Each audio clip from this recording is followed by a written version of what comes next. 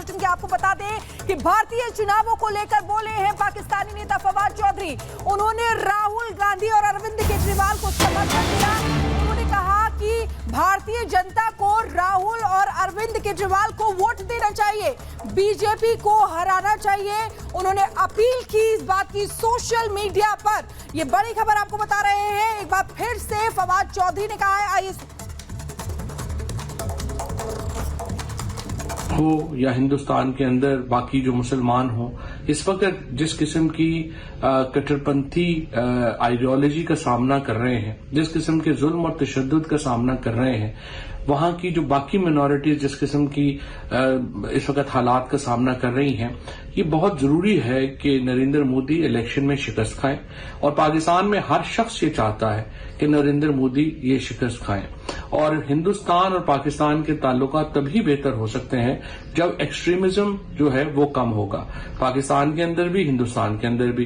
पाकिस्तान में हिंदुस्तान को लेके नफरत नहीं है, लेकिन वहां पे बीजेपी और आरएसएस की जो एक इत्तेहाद है, जो अलायंस है, वो पाकिस्तान को लेके नफरत पैदा कर रहा है, मुसलमानों को लेके नफरत पैदा कर रहा है। और हमारा ये फर्ज है कि हम इस नफरत के जो इस आइडियोलॉजी के जो करता धरता है, उनको शिकस्त दें। और उसी के लिए मैं ये समझता हूं कि भारत का वोटर बेवकूफ नहीं है। ये जो कहते हैं कि आप नरेंद्र मोदी की हमायत कर रहे हैं, तो जनाब वोटर में आपका ख्याल है कि इंडियन वोटर बेवकूफ है, जिसको उसको नहीं पता कि उसका फायदा किसमें है।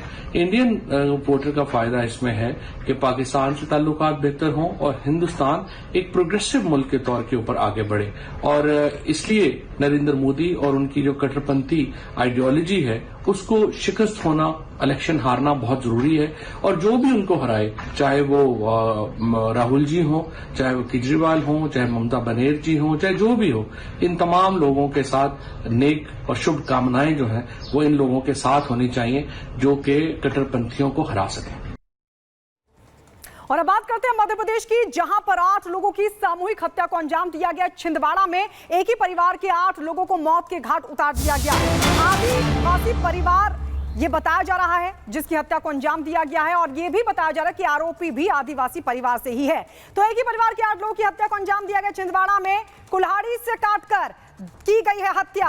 ये एक ही परिवार के 8 लोग बताए जा रहे हैं जिनकी हत्या को अंजाम दिया गया है। और आपको बता दें, दरअसल आरोपी भी आदिवासी परिवार से ही बताया जा रहा है। आरोपी ने वारदात के बाद आत्महत्या कर ली। ये भी बड़ी जानकारी आपको बता दें, मध्य प्रदेश में सामूहिक हत्याकांड का मामला सामने आया, जिसमें एक ही परिवार के 8 लोगों की हत्या की गई है। छिंदवाड़ा में कुल्हाड़ी से काटकर हत्या की गई है। आदिवासी परिवार के सदस्य ने ही हत्या को अंजाम दिया। आरोपी ने वारदात को अंजाम देने के बाद आत्महत्या कर ली।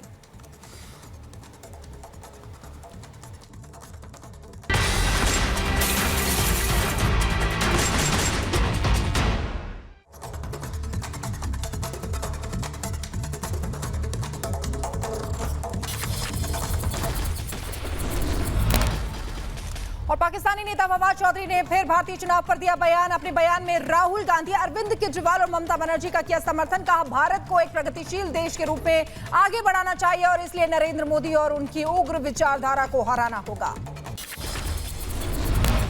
कांग्रेस के नेता मणिशंकर अय्यर ने 1962 में चीनी आक्रमण के लिए कथित शब्द का इस्तेमाल करने पर मांगी माफी। एक बुक लॉन्चिंग के दौरान किस्सा सुनाते हुए अय्यर ने दिया था ये बयान।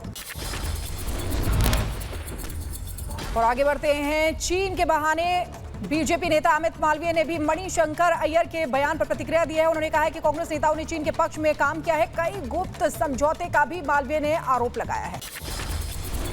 पंजाब के मंत्री बलकार सिंह का अश्लील वीडियो वायरल हुआ। बलकार सिंह पर युवती के शोषण का आरोप लगा है। वीडियो कॉल पर अश्लीलता करने का आरोप लगा है।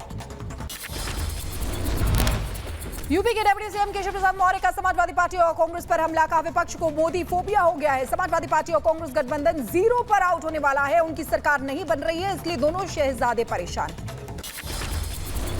उत्तर प्रदेश के बलिया में भी समाजवादी पार्टी को लग सकता है एक और बड़ा झटका। पार्टी से नाराज राम इकबाल सिंह थाम सकते हैं बीजेपी का दामन। बीजेपी नेता शहजाद पुरेवाला ने स्वाति मालीवाल केस को लेकर विपक्षी गठबंधन और आम आदमी पार्टी के नेताओं पर बोला बड़ा हमला। कहा इंडी गठबंधन और केजरीवाल चुप क्यों हैं। आज पश्चिम बंगाल और ओडिशा के दौरे पर रहेंगे प्रधानमंत्री नरेंद्र मोदी। दोनों जगहों पर 4 जनसभाओं को करेंगे संबोधित। पीएम के दौरे को लेकर सभी तैयारियां हुई पूरी। आज यूपी का दौरा करेंगे केंद्रीय गृह मंत्री अमित शाह। अंतिम चरण के चुनाव के लिए करेंगे प्रचार, जनता से करेंगे बीजेपी के पक्ष में वोट देने की अपील। बीजेपी के राष्ट्रीय अध्यक्ष जेपी नड्डा झारखंड और पश्चिम बंगाल का करेंगे दौरा, कई सार्वजनिक कार्यक्रमों में होंगे शामिल। यूपी में आज कई जिलों का दौरा करेंगे सीएम योगी। कुशीनगर, देवरिया और गोरखपुर में करेंगे जनसभा। कुशीनगर में सीएम योगी की पहली सभा है। आम आदमी पार्टी सरकार में मंत्री आतिशी को कोर्ट ने भेजा समन। मानहानि मामले में आज पेश होने के लिए कहा। दिल्ली बीजेपी के मीडिया प्रमुख प्रवीण शंकर ने की थी इस मामले में शिकायत।